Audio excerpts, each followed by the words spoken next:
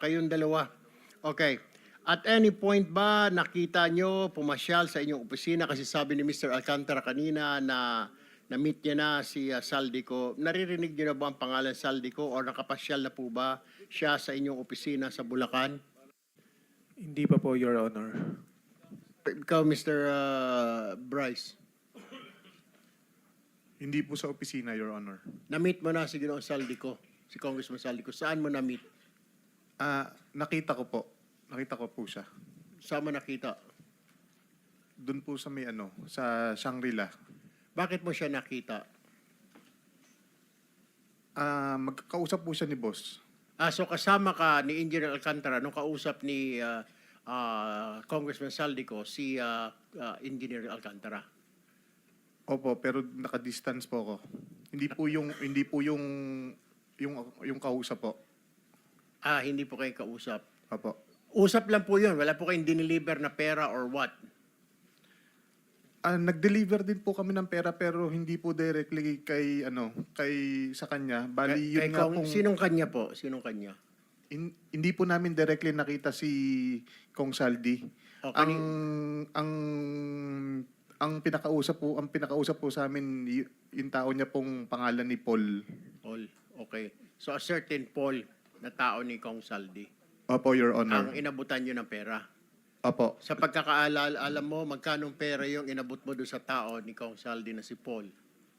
Maraming maleta po ng pera yon, Your Honor. Tingin ko po, billion po yon. Bilyon. Opo. Saan nyo sinakay yung bilyon? Sa mga van po, kung di po ako nagkamali, mga 6 o 7 van po yung gamit namin nun. 7 van. Pagdadala. Bakit? Ilang maleta ba yung ilang bilyon na yon? Ang laman po ng isang maleta, nasa 50 million po. So ilang maleta lahat-lahat yun? Estimate mo, pagkatanda mo. Mahigit po sa 20 maleta, Your Honor. At 50 million. Opo, Your Honor. So mga 1 billion po yon. Tama po ba? Opo, Your Honor. Saan po dineliver ito?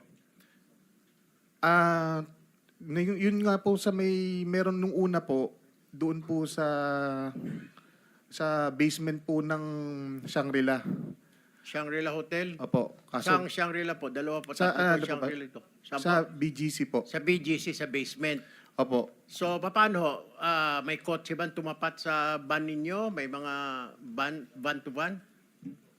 Wala po, sir. Kumbaga, diretso po siya sa elevator, paakyat po doon sa penthouse. Kinarga po ninyo sa penthouse?